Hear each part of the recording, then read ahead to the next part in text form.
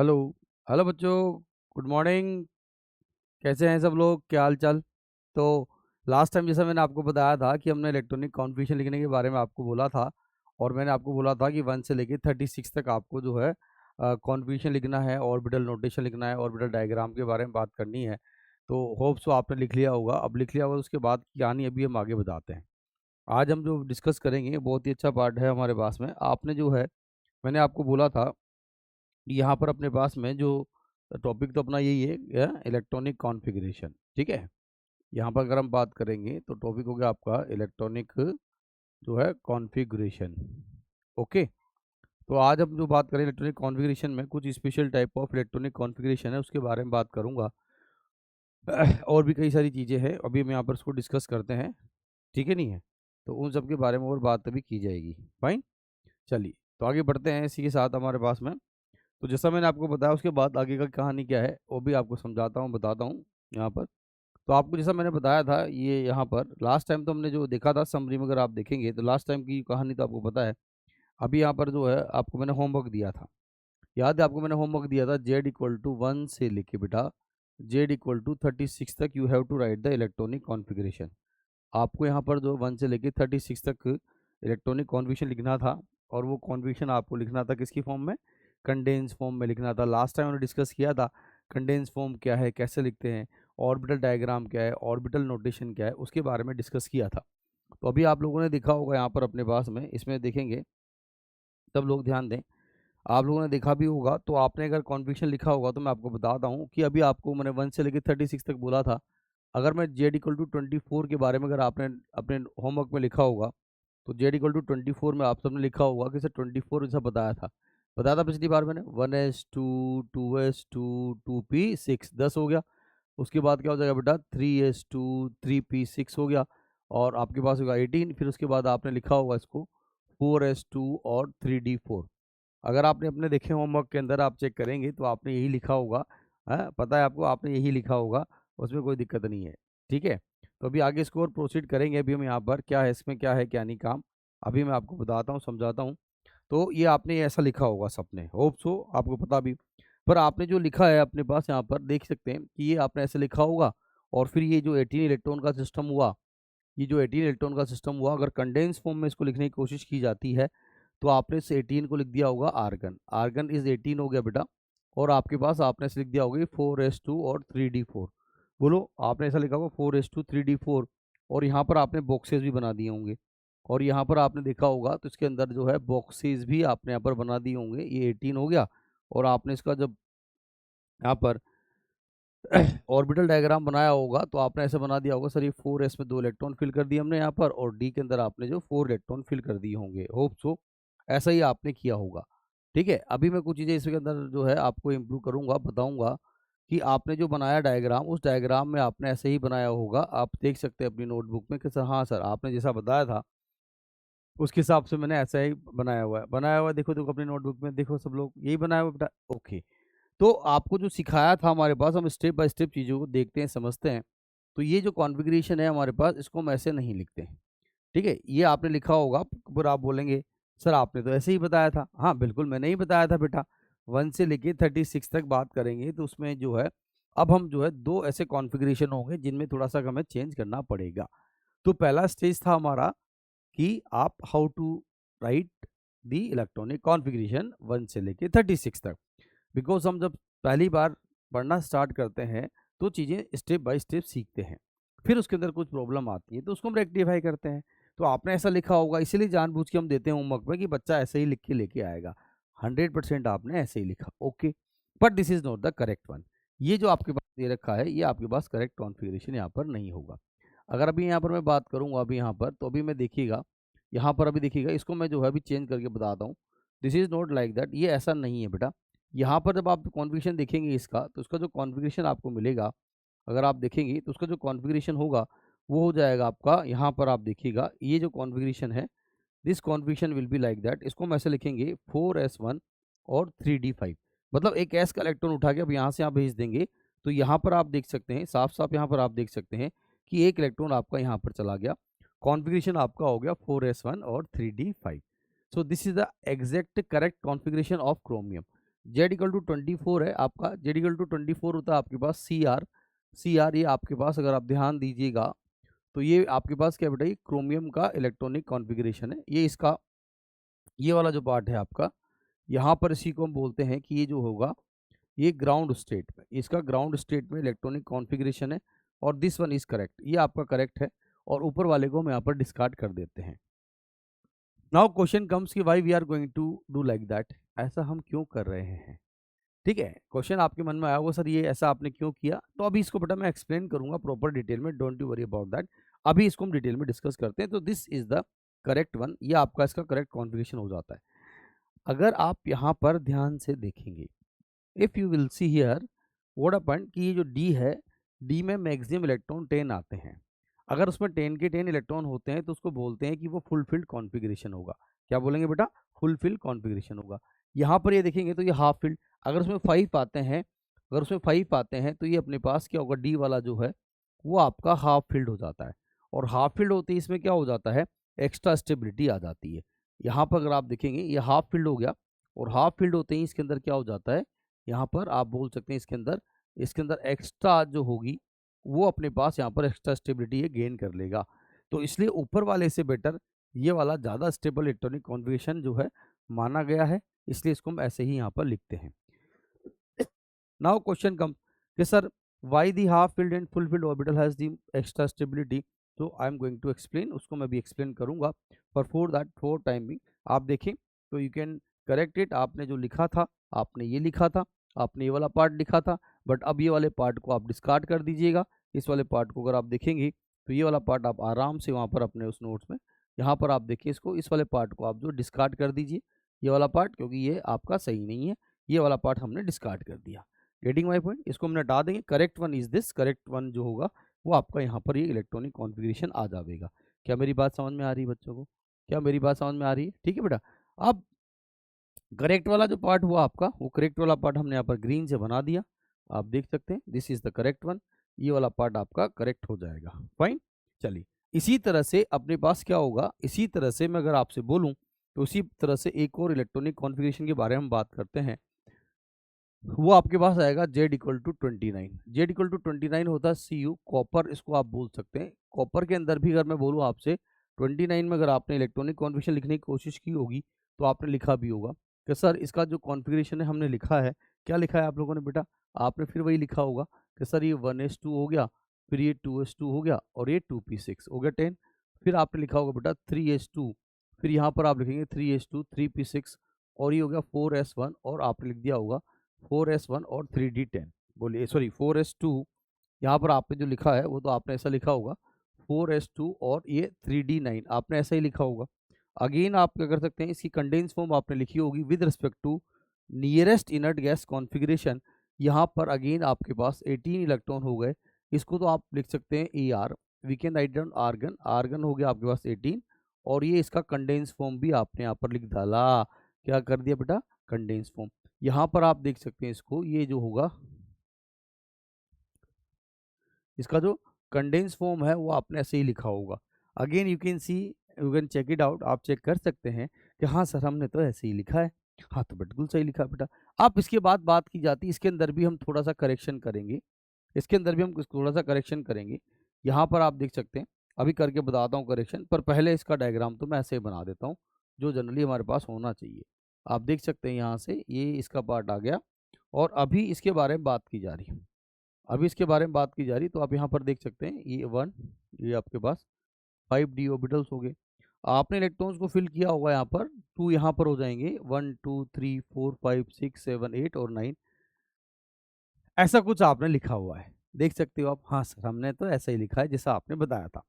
But the thing is this कि ये जो पार्ट है, अगेन यहाँ पर फिर बात करूंगा मैं आपसे कि ये जो पार्ट आपने यहाँ पर लिखा है, इसकी जो कंडेंस फॉर्म आपने यहाँ पर लिखी है, ये कंडेंस फॉर्म अगर देखेंगे तो again this form is wrong. अगर मैं बोलूँ इसको तो ये जो कंडेंस फॉर्म आपने यहाँ पर लिखी है अभी, इसके बारे में बात करूंगा तो इसको मैं अभी चेंज करूंगा। ये जो कंडेंस फॉर्म आपने यहाँ पर लिखी है अभी, इसकी ये वाली बात आपके पास अगेन क्या है, गलत है। इसको भी हम सही करेंगे यहाँ पर, तो इसका सही क्या होगा अभी मैं आपको नीचे बताता हूँ।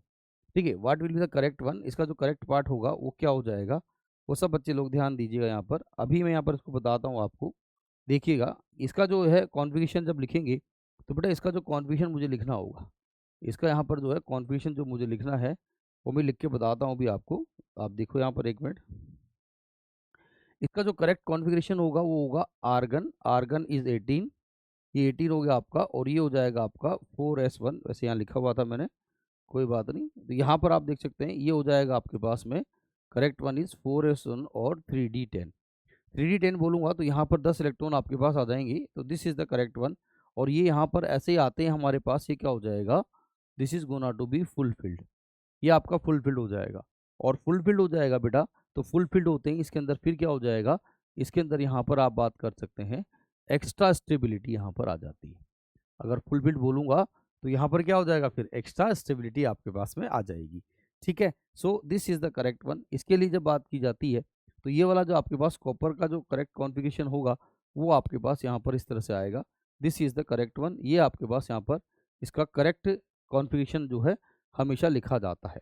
तो अगेन वही बात हुई यहाँ पर, ये इसको तो हम डिस्कार्ड कर देंगे बेटा, और ये इसका जो है ग्राउंड स्टेट में, ये इसका ग्राउंड स्टेट में जो इसका इलेक्ट्रॉनिक कॉन्फ़िगरेशन होता है कॉपर का। तो यहाँ पर बात आई कि 1 से लेके 36 तक केवल 2 ही ऐसे हैं क्रोमियम एंड कॉपर, 1 से लेके 36 तक 2 ही ऐसे हैं क्रोमियम एंड कॉपर जिसके अंदर हम जो है इस तरह से इसको कॉन्फ़िगरेशन को लिखते हैं। और बी केयरफुल, आपको हमेशा ध्यान देना है क्योंकि जो क्वेश्चंस होते हैं वो आपके पास 99% सारे क्वेश्चंस यहीं से होते हैं हमारे पास। अब नाउ क्वेश्चन कम्स कि भाई इनके अंदर एक्स्ट्रा स्टेबिलिटी का रीज़न क्या है। तो अभी मैं आपको समझाने वाला हूँ कि why half filled and full filled orbital has extra stability.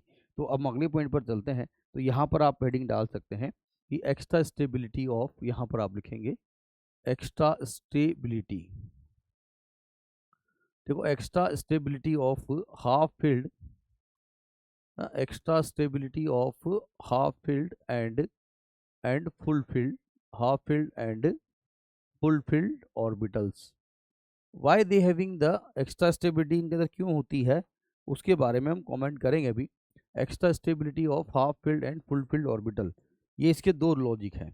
We having the two logics over there, यहाँ पर दो पार्ट अपने पास आएंगे बेटा।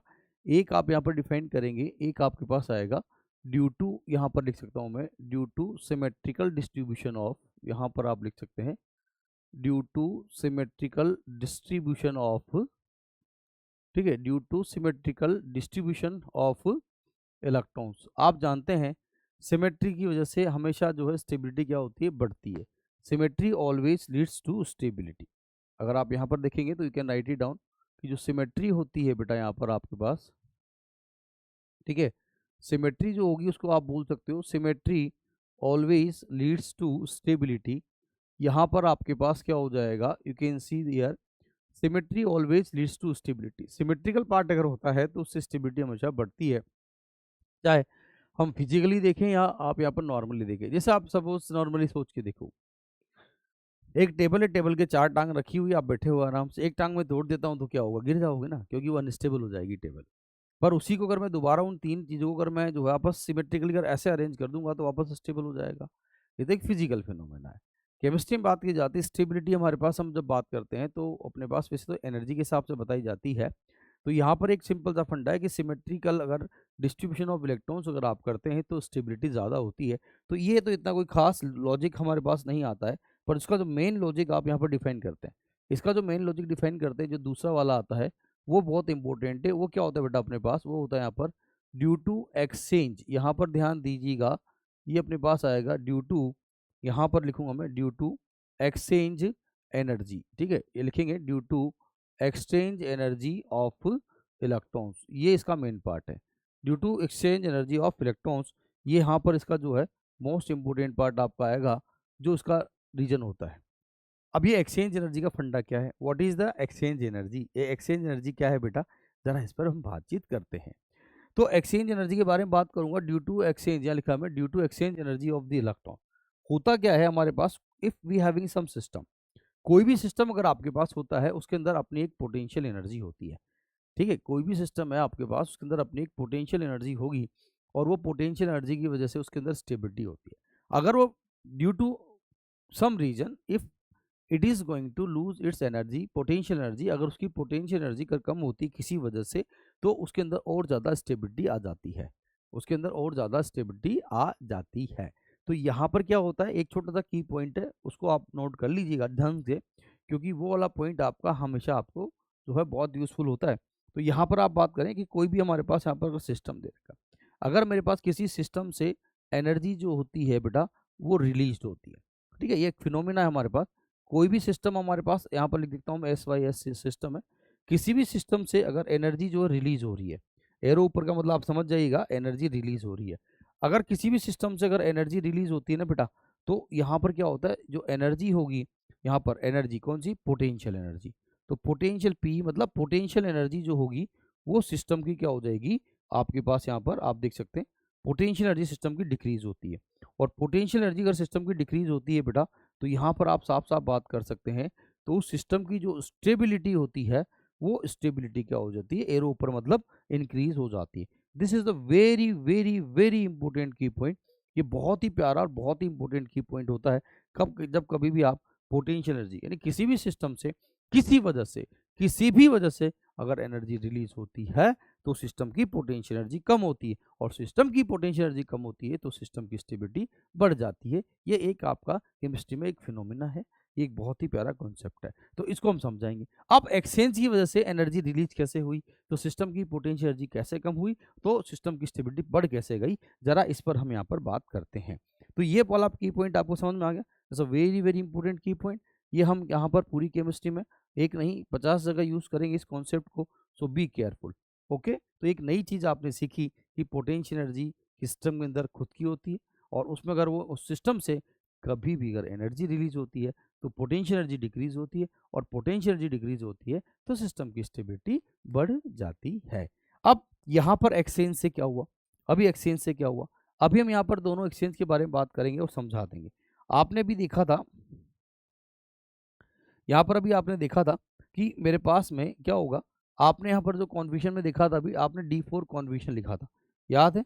अभी हमने यहाँ पर जो है उसके अंदर देखा था, इनिशियली हमारे पास D4 कॉन्फिगरेशन था, आपको पता है इनिशियली आपने देखा था कि भाई मेरे पास यहाँ पर जो D4 कॉन्फिगरेशन था। अगर मेरे पास यहाँ पर D4 कॉन्फ़िगरेशन होगा, तो आप देख सकते हैं इसके अंदर 4 इलेक्ट्रॉन आपने यहाँ पर फिल किए हुए थे, और ये पैरेलल स्पिन वाले इलेक्ट्रॉन ही आपस में एनर्जी एक्सचेंज करते हैं। तो होता क्या है बेटा कि ये पहला वाला इलेक्ट्रॉन जो होगा ये इसके पास चला जाएगा, तो ये दूसरा वाला इसके पास आ गया। पहला वाला इलेक्ट्रॉन अपनी पोजीशन इसके साथ एक्सचेंज कर सकता है, और ये इसके साथ एक्सचेंज कर सकता है। अगर मैं बात करूँ यहाँ पर, अगर ये पहला वाला इलेक्ट्रॉन होता तो ये 3 एक्सचेंजेस कर सकता था। ये हमारे पास यहाँ पर 3 एक्सचेंज कर सकता था।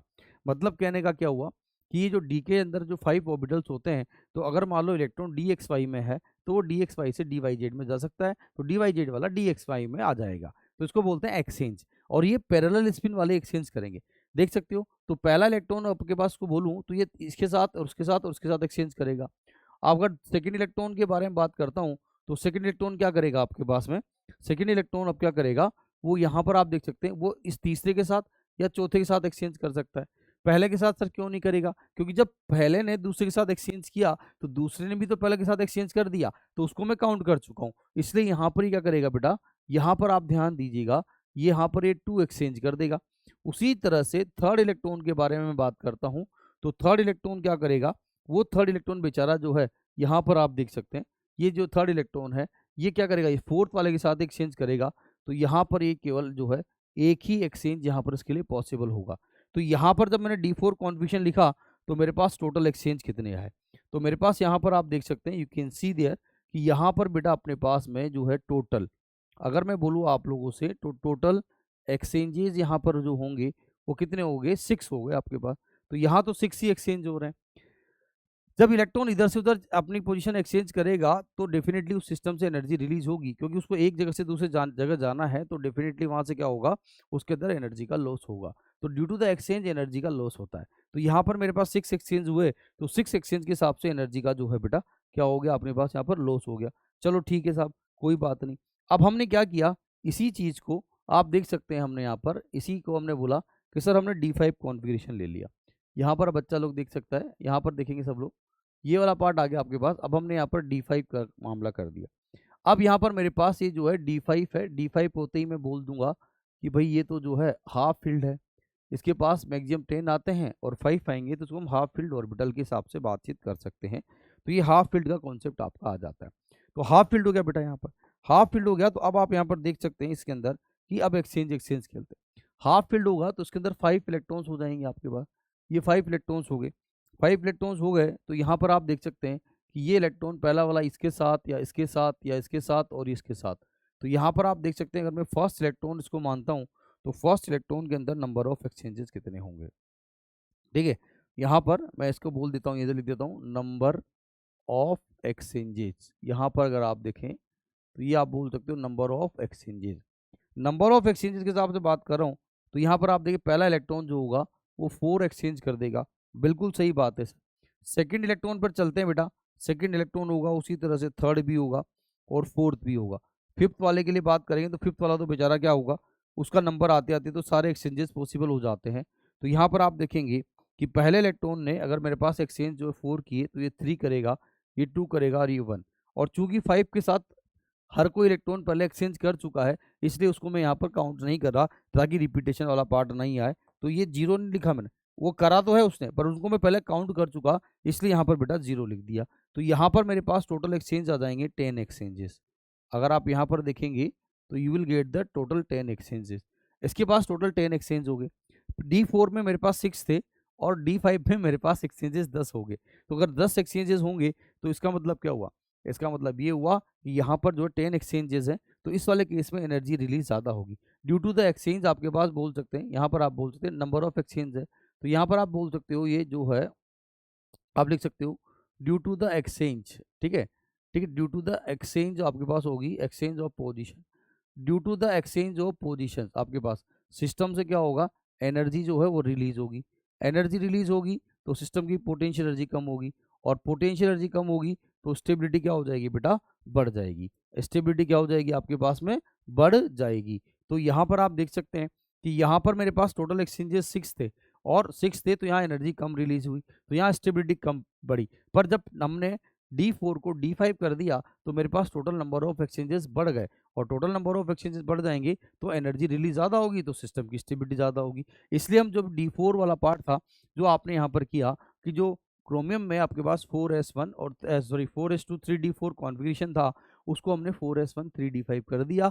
तो आपके पास 4s2 3d4 वाला जो है वो कम स्टेबल है इलेक्ट्रॉनिक कॉन्फ़िगरेशन और 4s1 3d5 वाला ज़्यादा है बेटा, इसलिए हम क्रोमियम में ऐसा करते हैं। तो ये इसके लॉजिक हुए कि हाफ फील्ड के अंदर और फुल। इसी तरह से अगर आप चाहें तो यहाँ पर फुल फील्ड में भी देख सकते हैं। अगर आप फुल फील्ड में देखेंगे तो ध्यान दीजिएगा, अगर मैं फुल फील्ड के बारे में बात करूँ तो फुल फील्ड में भी क्या हो जाएगा बेटा, अगर आप फुल फील्ड के बारे में बात करना चाहते हैं आसानी से तो यहाँ पर भी हम बात कर सकते हैं। ये देखिएगा आप यहाँ पर, ये फुल फील्ड है। अगर फुल फील्ड होगा तो फुल फील्ड के अंदर हमारे पास 1 2 ये 3 4 ये 5 6 7 8 9 10, इसमें 10 इलेक्ट्रॉन है। और एक्सचेंज जो होता है वो पैरेलल स्पिन वाले होते हैं। एक्सचेंज जो होता है आपके पास में वो पैरेलल स्पिन के जो इलेक्ट्रॉन्स होंगे, यहाँ लिखेंगे पैरेलल स्पिन इलेक्ट्रॉन्स जो होंगे, इलेक्ट्रॉन्स कैन एक्सचेंज। ठीक है, parallel spin electron can exchange there, यहाँ पर बोल सकते हैं देयर पोजीशंस, वही हमारे पास अपनी पोजीशन को चेंज करते हैं। तो आप यहाँ पर देख सकते हैं कि जो ये ऊपर वाला होगा अभी मैंने बताया था, तो ये पहला वाला इसके साथ 1 देखो ये इसके साथ, ये इसके साथ करेगा, ये इसके साथ करेगा, इसके साथ करेगा और इसके साथ। तो यहाँ पर कितना आएगा 4 3 2 1। तो पहला वाला भी बताया था मैंने पीछे आपको। तो ऊपर वाला जो अपवर्ड डायरेक्शन में है ये हमारे पास टोटल जो है 10 एक्सचेंज करेगा। यहाँ पर आप बात करेंगे 10 एक्सचेंज करेगा और जिसका डाउनवर्ड दे रखा है, जिसका डाउनवर्ड दे रखा है वो भी कितने एक्सचेंज करेगा बेटा बताओ, ये भी अपने पास यहाँ पर 10 एक्सचेंज करेगा। तो टोटल अगर मैं बोलूँ आप लोगों से तो टोटल क्या होगा, टोटल अगर बात की जाती है तो टोटल आपके पास यहाँ पर जो है 20, ध्यान दीजिएगा 20 एक्सचेंजेस आपके पास आ जाएंगे। टोटल 20 एक्सचेंजेस आपके पास आ जाएंगे। तो आप देख सकते हो अगर हाफ फील्ड में तो 10 ही एक्सचेंजेस थे, बट फुल फील्ड में जो होगा यहाँ पर जो हमने लिखा हुआ है ईयर यू कैन सी, ये अपने पास क्या हुआ, ये फुल फील्ड हो गया। तो फुल फील्ड में नंबर ऑफ एक्सचेंजेस ज़्यादा होंगे, एनर्जी रिलीज ज़्यादा होगी तो उसकी स्टेबिलिटी भी क्या आएगी बेटा, ज़्यादा आ जाएगी। क्या मेरी बात समझ में आ रही है? तो इसलिए हम बोलते हैं कि अगर स्टेबिलिटी के अंदर बात की जाती है, अगर यहाँ पर आप बात करें स्टेबिलिटी, अगर कभी आपको कंपेयर भी करना हो तो स्टेबिलिटी पर अगर कंपेयर करना होगा तो जो फुल फील्ड होता है, यहाँ पर आप लिखेंगे जो फुलफिल्ड ऑर्बिटल है, ये मैंने यहाँ पर लिखा बेटा फुलफिल्ड ऑर्बिटल की जो स्टेबिलिटी है वो आपके पास हाफ फील्ड ऑर्बिटल से ज़्यादा होगी।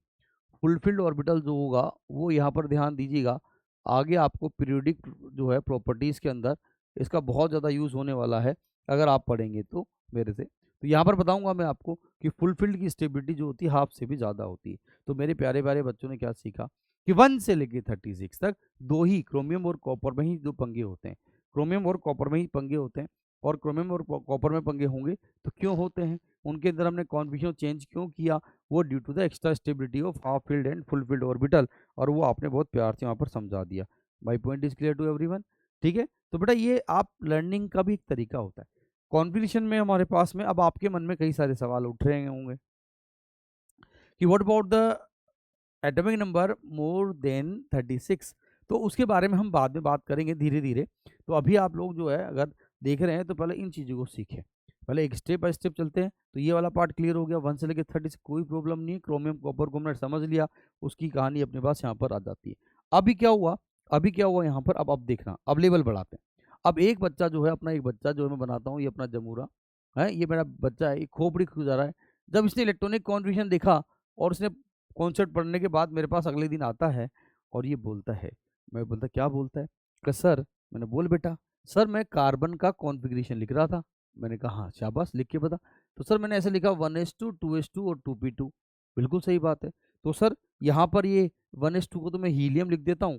ये मैंने हीलियम लिखा कंडेंस फॉर्म में, और ये सर आपका 2s2 हो गया और सर ये 2p2 हो गया। मैंने कहा बिल्कुल सही बात है बेटा, सही बात है, बिल्कुल सही बात है। अगर सही बात यहाँ पर दे रखी है, अब आप बताओ मुझे। अब यहाँ पर बिल्कुल सही बात है। अब बात आती है अपने पास यहाँ पर, इसको देखा हमने और इसको देखा। यहाँ पर आप देख सकते हैं, यहाँ से अगर आप देखें इसको, ये p वाला पार्ट आपको दे दिया। यहाँ पर इसके पास s में 2 इलेक्ट्रॉन थे सर, इसमें p में 2 थे। बिल्कुल सही बात है बेटा, हमने यही किया, हमने यही किया, और हीलियम आपका यहाँ पर था। ये बात भी ठीक है। ओके, अब ज़रा ध्यान दो। तो सर ये बच्चा कहता है, आपने भी देखे ऑब्ज़र्व किया हो, नहीं किया तो कोई बात नहीं, अभी मैं पढ़ा रहा हूँ, देख लीजिएगा घर जाके। तो बच्चे का सवाल बहुत प्यारा था। मैं इम्प्रेस्ड हुआ। क्या सर आपने यहाँ पर ध्यान ही नहीं दिया? लगता है सर आप भूल गए। सर आप भूल गए, यहाँ पर भी तो ऐसा कर सकते हैं ना? आपने यहाँ पर 2s तो 1 इलेक्ट्रॉन को अगर हम यहाँ से यहाँ भेज दें सर। मैंने कहा बिल्कुल बात सही बात है बेटा तेरी। अगर तू 1 इलेक्ट्रॉन को यहाँ से यहाँ भेज देगा तो कोई दिक्कत नहीं है मुझे। तो यहाँ पर उसने क्या किया, बच्चे ने 1 इलेक्ट्रॉन को यहाँ से यहाँ भेज दिया। कहा सर मैं अगर इसको यहाँ से यहाँ भेज दूँ, यहाँ से यहाँ भेज दूँगा तो सर p में हमारे पास जो है, ये अपने पास क्या हो जाएगा? ये सर हाफ फ़िल्ड हो जाएगा ना? मैंने कहा हाँ, बिल्कुल सही बात है। सर जैसे आपने बोला 6 होते तो फुल फ़िल्ड, और अगर आधे हाफ मतलब 3 होते तो हाफ फ़िल्ड। तो बच्चा बोला सर हाफ फ़िल्ड हो गया ना? हाफ फ़िल्ड हो गया सर ये। तो सर इसकी यहाँ पर आपने ये वाला तो मुझे बताया ही नहीं चेंज करके। इसका तो आपने ग्राउंड स्टेट में यही सही मान लिया 1 से लेके 36 में। ये तो आपने नहीं बताया। तो यहाँ पर ये वाला पार्ट अगर आप लिखोगे तो ये ग्राउंड स्टेट नहीं बोलूँगा इसको मैं। यहाँ पर ये इसका जो है, ये इसका जो ग्राउंड स्टेट नहीं होता, ये इसका एक्साइटेड स्टेट में कॉन्विक्शन होगा तो सही मानूँगा। ग्राउंड स्टेट में इसको मैं सही नहीं मानूँगा, ये इसका एक्साइटेड स्टेट में है। एक इलेक्ट्रॉन को आपने यहाँ से यहाँ एक्साइट किया, ठीक है? वहाँ पर भी किया था परंतु वहाँ पर हमारे पास अलग फिनोमेना था, उसको मैं भी समझाऊँगा। तो ये इसका एक्साइटेड स्टेट में माना जाता है। तो इसका तो ग्राउंड स्टेट में आप सर यही लिख रहे हो, ऐसा क्यों नहीं लिख रहे? यहाँ पर मैं एक इलेक्ट्रॉन को यहाँ से यहाँ भेजता हूँ, तो मेरे पास हाफ फ़ील्ड हो जाता है। मेरे पास यहाँ पर ये हाफ फ़ील्ड, बोलो, बोलो, बोलो क्या है बेटा? हो जाता है। तो यहाँ तो सर आपने किया नहीं। मैंने कहा हाँ, बिल्कुल नहीं किया बेटा। तो अब इसको मैं समझाता हूँ कि यहाँ पर इसको हम एक्साइटेड क्यों मान रहे हैं। इसको हम ग्राउंड स्टेट, ये जो है इसका एक्साइटेड स्टेट लिखूँगा तो करेक्ट है, पर अगर इसका मैं जीएस मतलब ग्राउंड स्टेट बोलता हूँ तो गलत हो जाएगा। ग्राउंड स्टेट में इसका यही सही कॉन्फिगरेशन होता है। अब मैं इसको समझाता हूँ आपको। अब देखिएगा बेटा कितना प्यारा पार्ट है, मज़ा आ जाएगा अभी आप लोगों को। अभी यहाँ पर आप सब लोग ध्यान दीजिएगा। चलो मैं क्रोमियम से ही समझा देता हूँ। आपने अभी देखा था Z=24 है, ये आपका क्रोमियम हो गया। क्रोमियम में हम यहाँ पर लिखते हैं Ar, और Ar के साथ आपका आ गया 4s1 और आपने लिख दिया 3d5। बोलो यही लिखा था बेटा, 4s1 3d5 आपने लिखा था। हाँ सर बिल्कुल यही लिखा था। अब जरा ध्यान देंगे सब लोग, जरा यहाँ पर ध्यान देंगे हमारे पास में। अभी मैं एक डायग्राम बना के बताता हूँ। जब यहाँ पर आप बात करते हैं तो आपके पास यहाँ पर इलेक्ट्रॉन, ये तो आपका 4s हो जाता है, और यहाँ से अगर आप बात करेंगे 4s है आपके पास में, और ये वाला जो है ये डी का पार्ट यहाँ पर आ जाता है। ये 4s1 का पार्ट हो गया, और यहाँ पर आप देख सकते हैं ये डी का पार्ट हो गया, ठीक है। तो हमारे पास में हमने देखा था, अभी हमने देखा था बेटा, आपने क्या देखा, यहाँ पर हमारे पास में जो इलेक्ट्रॉन जो था, ये इलेक्ट्रॉन था यहाँ पर इसके पास में, और उसके पास यहाँ पर 4 इलेक्ट्रॉन थे। इनिशियली ये यहाँ पर था, इनिशियली ये इलेक्ट्रॉन यहाँ पर था और आपने क्या किया, हमने यहाँ पर क्या किया, इस एक इलेक्ट्रॉन को उठा के यहाँ से यहाँ डाल दिया। ये आपके पास ये 4s ऑर्बिटल है और यहाँ पर आपके पास ये 3d ऑर्बिटल है। यहाँ पर n+l के हिसाब से इसकी वैल्यू जो है 5 होती है। यहाँ पर मेरे पास ये एनर्जी का जो डायग्राम है, एनर्जी का बढ़ता हुआ डायग्राम है, बोलो ठीक है। अब आप देख सकते हैं कि यहाँ पर n+l जो होगा बेटा, इसके पास n+l का जो वैल्यू है 4 है, तो इसकी एनर्जी कम है 4s की ऑर्बिटल की एनर्जी, और 3d की ऑर्बिटल की एनर्जी ज़्यादा है। तो अभी आप देखेंगे कि अगर मैं इलेक्ट्रॉन को यहाँ से यहाँ भेज रहा हूँ, देख रहे हो आप, तो मैंने क्या किया, इस इलेक्ट्रॉन को जो यहाँ पर आपके पास था, इस इलेक्ट्रॉन के बारे में बात करूँ मैं, तो ये जो इलेक्ट्रॉन है, तो ये इलेक्ट्रॉन को आपने यहाँ पर भी मैं बना रहा हूँ, ये धीरे धीरे ऐसे डैश डैश करके बना रहा हूँ। इस इलेक्ट्रॉन को आपने उठा के यहाँ पर भेज दिया, यहाँ पर आपने भेज दिया। अगर इलेक्ट्रॉन यहाँ से यहाँ जाएगा तो इसको यहाँ पर डेफिनेटली क्या चाहिए बेटा, यहाँ से अगर यहाँ जा रहा है, ये लोअर एनर्जी का है, ये हायर एनर्जी का है n+l के हिसाब से, तो यहाँ पर मुझे जो है इसको यहाँ पर जो है यहाँ पर इसको एक्साइट करने के लिए एनर्जी देनी पड़ेगी। तो मुझे यहाँ पर ई ऑफ जो है, यहाँ पर ये इसको ई एक्साइटेशन बोलते हैं इसको, मुझे यहाँ पर ई ऑफ है, ई एक्साइटेशन एनर्जी इसको यहाँ पर देनी पड़ेगी। लोअर टू हायर जाना चाहता है तो इसको एनर्जी देनी पड़ेगी, उसको एक्साइट करने के लिए एनर्जी देनी पड़ेगी। तो मैंने यहाँ पर इसको एनर्जी दी। पर एक जनरल फिनोमेना है, अगर सपोज आप रास्ते में जा रहे हो, एक छोटी सी नाली आपके सामने आती है, तो शायद आप अपना पैर जो है ऐसे उठा के ऐसे करोगे और सीधा चले जाओगे विदाउट एनी डिफिकल्टी। पर आगे अगर मैं मूव कर रहा हूँ और अगर मेरे पास नाली की जगह नाला हो गया, मतलब बड़ा, अगर आपके सामने कोई गड्ढा, आप नाली की जगह नाला आ जाता है बड़ा सा है, तो आपको लगता है कि आप आराम से पैर रख के चले जाओगे? नहीं, चले तो जा सकते हो पर उस नाले में गिर जाओगे, हैप्पी होली हो जाएगी फिर तो। और कोई रास्ता नहीं है, आपको जाना भी है, तो आप क्या करोगे, यार ये थोड़ा ये जो नाले की जो विड्थ ज़्यादा है, अब मैं क्या करूँ? तो आप दिमाग लगाओगे कि चलो ऐसा करते हैं, थोड़ा पीछे जाओगे आप और थोड़ा सा स्पीड गेन करोगे, थोड़ा दौड़ के और जंप मारोगे और जंप मार के उस नाले को क्रॉस करोगे। जब जंप मार के नाले को क्रॉस करोगे, आपका टारगेट था नाले को क्रॉस करना, बट आपने जब पीछे गए और आपने कुछ एक्स्ट्रा एनर्जी गेन करी या बाहर जो भी आपने ली हो, तो आप उस नाले को क्रॉस करते हो, तो कूदने के बाद आपकी बॉडी जो है 4-5 कदम आगे तक जाती है, मतलब आपका मूवमेंट होता है। आपने काम क्या किया, यहाँ से यहाँ तक कूदना था आपको, पर आपने क्या किया, जो एनर्जी आपने पीछे जो काइनेटिक एनर्जी आपने ली, जो स्पीड आपने बढ़ाई, पीछे से दौड़ के आप आए, वो क्या किया, 2 काम किए। एक तो यहाँ से यहाँ कूदने में यूज़ हुई और दूसरा आपके पास 4-5 कदम आप आगे भी तो गए, तब जाके आप रुकते हो। सेम चीज़ है कि जब मेरे इलेक्ट्रॉन को मैं यहाँ से यहाँ भेजूँगा, मुझे एक्साइटेशन एनर्जी तो इतने डिफरेंस की चाहिए, बट ये जो इलेक्ट्रॉन होगा उसको ज़्यादा ही एनर्जी अब्जॉर्ब करनी पड़ेगी। तो यहाँ से क्या होगा, ये ज़्यादा एनर्जी अब्जॉर्ब करता है और यहाँ पर चला जाता है, तो ये इलेक्ट्रॉन आपका यहाँ चला गया। अब यहाँ जाने के बाद क्या हुआ कि इसके पास जो एनर्जी स्टोर्ड थी उस एनर्जी को इसने कहाँ से कहाँ जाने में यूज़ कर लिया। जो एनर्जी स्टोर्ड थी बेटा, उस एनर्जी को इसने यहाँ पर अपने पास में, ध्यान देंगे एक बार सॉरी, जो एनर्जी इसने यहाँ पर ली, अगर मैं इसके बारे में बात करूँ,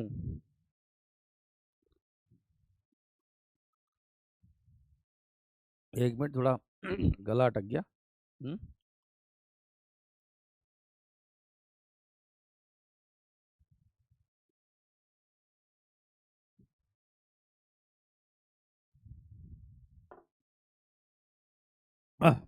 तो क्या हुआ कि इसने यहाँ से यहाँ जो एनर्जी अब्जॉर्ब करी और उसके बाद एक्स्ट्रा एनर्जी अभी भी है, तो ये क्या करेगा बेटा, ये जो एक्स्ट्रा एनर्जी इसके पास में है, तो ये क्या करेगा, उस एक्स्ट्रा एनर्जी को इन इलेक्ट्रॉन के साथ में वो एक्सचेंज करके यहाँ पर जो उसकी एनर्जी आएगी, ये आपके पास कौन सी एनर्जी आई बेटा बताओ, ये एक्सचेंज एनर्जी आई।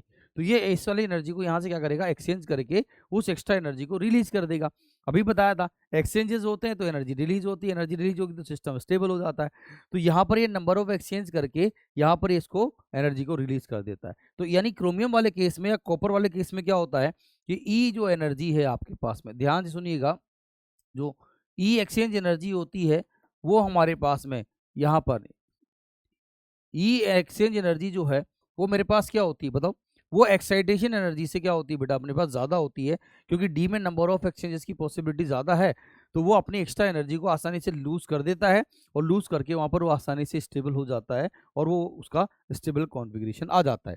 बट यही बात अगर आप यहाँ पर ध्यान दें, जब मैं इसी बात पर चलता हूँ, और यही बात जब मुझे यहाँ पर कार्बन के लिए बात करनी होती है, जब मैं कार्बन के लिए बात करता हूँ तो 1s2 हो गया बेटा, 2s2 हो जाएगा और ये 2p2 आपके पास हो जाता है। जब मैं कार्बन के लिए बात करता हूँ तो कार्बन में हमारे पास आप जानते हैं कार्बन में आपके पास क्या होगा, ये 2s2 हो गया बेटा, और यहाँ पर अपने पास ये पी का आ जाता है, ये 2s2 हो जाता है, और यहाँ पर बात की जाती है तो पी का आ जाता है। तो यहाँ पर मैं जब बात करूंगा तो एस में हमारे पास ये जो 2 इलेक्ट्रॉन थे और यहाँ पर पी में 2 इलेक्ट्रॉन थे। अब आप क्या करना चाहते हो, आप इस इलेक्ट्रॉन को यहाँ से आप एक्साइट करना चाहते हो, यहाँ पर इस इलेक्ट्रॉन जो होगा एक आपके पास, इस इलेक्ट्रॉन को आप एक्साइट करके यहाँ पर भेजना चाहते हैं, यहाँ से यहाँ भेजेंगे। अगेन आपके पास ये एनर्जी का डायग्राम है, ये 2s की एनर्जी कम होगी, 2p की एनर्जी कम होगी, क्योंकि आप सब लोग जानते हैं n+l के हिसाब से यहाँ पर जो आएगा 3 आएगा, और यहाँ पर n+l के हिसाब से बेटा क्या आएगा, 2 आएगा। बात समझ में आ रही है? अच्छे बच्चे हो, सब लेवल से बात करता हूँ मैं, बहुत अच्छे लेवल से पढ़ा रहा हूँ, चीज़ें ऐसी आपको आसानी से मिलती नहीं है, ठीक है, यू वॉन्ट फाइंड एनीवेयर, आपको ये सब मिलेगी नहीं। अभी आप समझने की कोशिश करें तो क्या हो गया बेटा, यहाँ पर इसको भी जो ई जो एनर्जी है, यहाँ पर इसको यहाँ पर भी एक्साइटेशन एनर्जी चाहिए, और यहाँ पर जब जाने के बाद ये क्या करेगा, ये इसके साथ करेगा। यहाँ पर आप देख सकते हैं, यहाँ पर अगर आप देखेंगे तो ये इसके पास चला जाएगा, तो यहाँ पर इसको जो है यहाँ पर भी क्या करना पड़ेगा, इसको एक्सचेंज करना पड़ेगा। पर चूंकि पी में नंबर ऑफ एक्सचेंजेस कम होते हैं, पी में हमारे पास नंबर ऑफ एक्सचेंजेस कम होते हैं बेटा, तो वो उसके पास जो एक्स्ट्रा एनर्जी थी, ध्यान से सुनना, ये आपके पास ये सब एक्सपेरिमेंटली ऑब्जर्व चीजें हैं हमारे पास में, हम तो थियोरेटिकली समझाने की कोशिश करते हैं, समझा देते हैं। यहाँ हुआ क्या कि इसने भी यहाँ पर एनर्जी अब्जॉर्ब करी, एक्साइटेशन हुआ, ऊपर गया, एक्सचेंज तो ये भी कर सकता है, पी में भी एक्सचेंज, पर यहाँ नंबर ऑफ एक्सचेंज के चांसेस कम थे। तो हुआ क्या कि जो उसने एनर्जी गेन की उसने यहाँ से आ जाने में यूज तो कर ली, पर जो उसके पास एक्स्ट्रा एनर्जी थी उसको उसे रिलीज करना था, रिलीज करेगा तभी वो स्टेबल होगा, पर वो रिलीज नहीं कर पाया।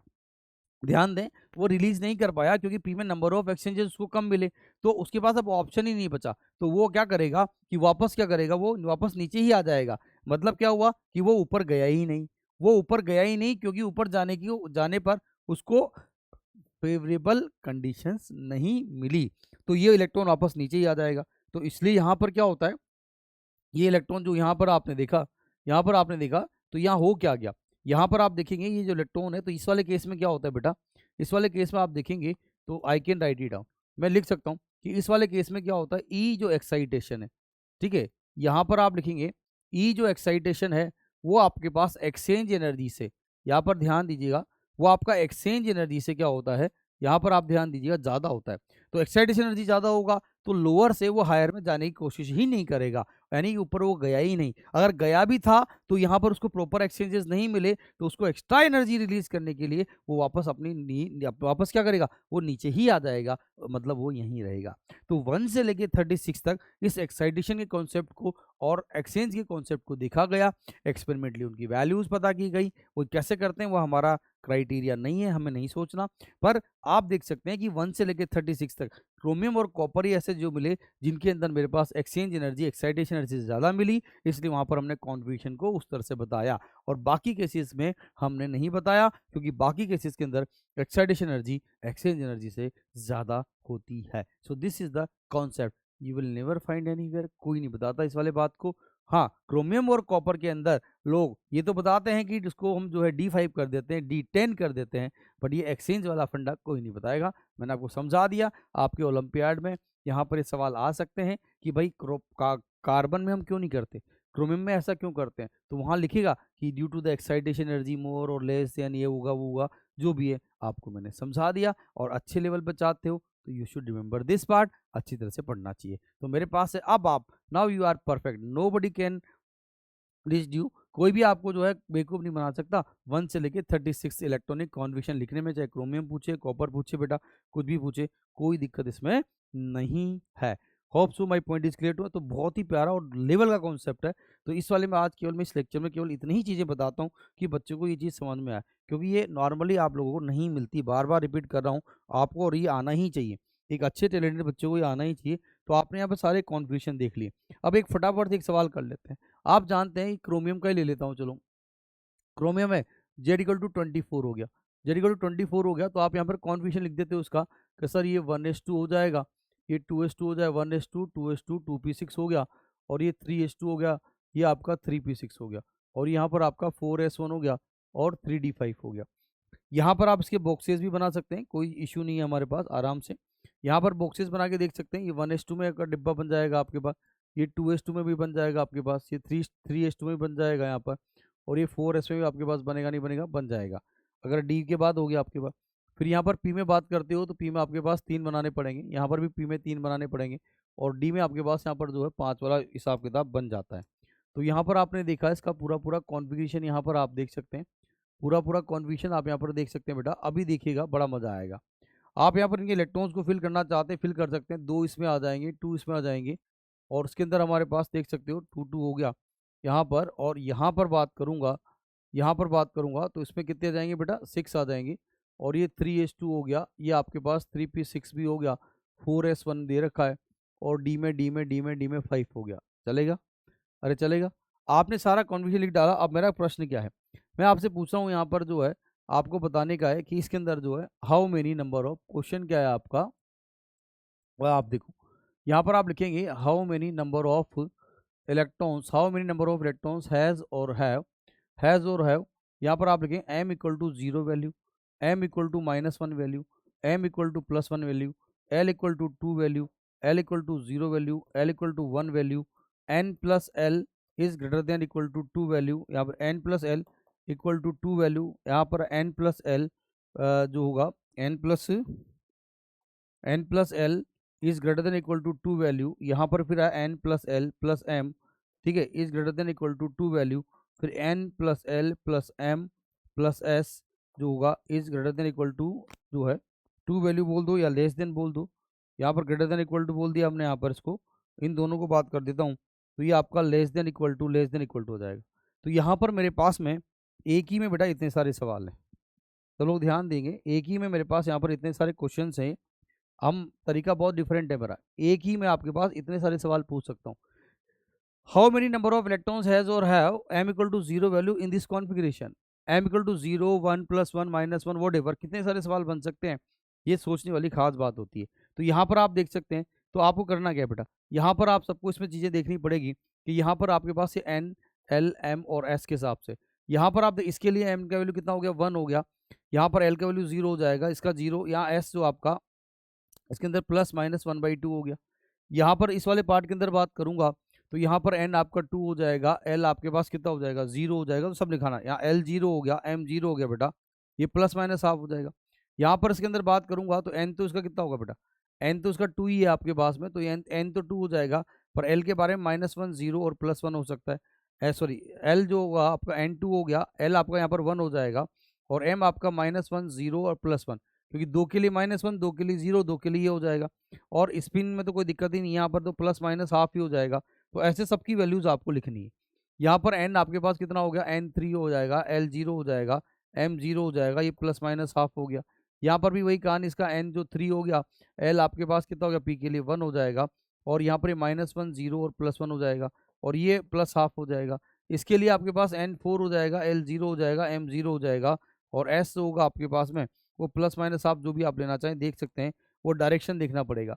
यहाँ पर मेरे पास क्या हो जाएगा, n तो आपका 3 हो गया, l आपका 2 हो जाएगा, ये -2 -1 0 +1 और +2 हो जाएगा, क्योंकि इसके पास 5 ऑर्बिटल्स हैं, और ये +-हाफ, ये ऐसा आपको लिखना पड़ेगा। अब आप देख सकते हो m equal to 0, m equal to 0 वाले कितने इलेक्ट्रॉन्स होंगे, तो आप देख सकते हैं m इक्वल टू 0 कहाँ है, m इक्वल टू 0 अगर देखूंगा इसमें 2 इलेक्ट्रॉन आएंगे, इसमें 2 आएंगे, कितने हुए, 4 हो गए। यहाँ 6 में से आपके पास 2 तो ऐसे होंगे जिनके लिए m का वैल्यू 0 होगा, तो 2 यहाँ पर, 2 यहाँ पर, 2 यहाँ पर, कितने हुए, 6 हो गए। यहाँ पर आपके पास m इक्वल टू 0 6, तो 2 यहाँ पर आ जाएंगे, तो कितना हुआ, 8 हो गया। फिर यहाँ पर हमारे पास ये 0 वाले 2 इलेक्ट्रॉन और आ जाएंगे, तो यहाँ पर 8 के बाद क्या हुआ, 10 हो जाएगा। यहाँ पर एक आपके पास ये दे रखा, तो 8 10 और एक 11 हो गया, और एक यहाँ पर भी आएगा, आपके पास कोई सा भी एक ले लो, तो यहाँ पर 12 हो गए, यानी एक यहाँ पर आया, एक 2 हो गए, तो 4 4 2 6 6 2 8 2 10 और 2 12, कुल मिला के आपके पास m इक्वल टू 0 वाले जो होंगे बेटा, वो कितने इलेक्ट्रॉन आ जाएंगे आपके पास, बताओ, 12 इलेक्ट्रॉन आ गए। बोलो आया नहीं है, आ गया। उसी तरह से m इक्वल टू -1, तो m इक्वल टू -1 में बात करोगे तो 2 इलेक्ट्रॉन तो यहाँ पर आएंगे आएंगे, और 2 इलेक्ट्रॉन आपके पास यहाँ पर आ जाएंगे, और एक इलेक्ट्रॉन ऐसा होगा जो -1 वाला यहाँ पर आएगा, तो एक यहाँ पर आया, 2 यहाँ पर आए, 2 यहाँ पर आए, कितने हो गए टोटल, 5 हो गए, तो 5 इलेक्ट्रॉन आपके पास हो जाएंगे। उसी तरह से m+1 करोगे तो 5 इलेक्ट्रॉन आपके पास यहाँ पर भी आ जाएंगे। l इक्वल टू 2, तो l इक्वल टू 2 देख सकते हो कि l इक्वल टू 2 अपने पास केवल इसी ऑर्बिटल के लिए है, तो यहाँ पर कितने इलेक्ट्रॉन आ गए आपके पास, 5 आ गए। l equal to 0, l equal to 0 इसमें भी है, तो 2 2 4 4 4 और 2 6 6 6 और 1 7, तो यहाँ पर आपके पास 7 इलेक्ट्रॉन आ जाएंगे। 1 का मतलब क्या होगा, पी में आपके पास देख सकते हैं L=1 यहाँ पर है, यहाँ पर है 6 इसमें, 6 इसमें है, तो 12 इसमें आ जाएंगे। और बाकी n+L=2 तो कर लो, यहाँ n+L 1 आएगा, यहाँ पर 2 आएगा, यहाँ 3 आएगा, तो यहाँ पर क्या होगा n+L=2 के आपके पास 2 ही इलेक्ट्रॉन आपके पास यहाँ पर रहेंगे। तो ऐसे बेटा बाकी सारी इनइक्वलिटी को आप करके देख सकते हैं।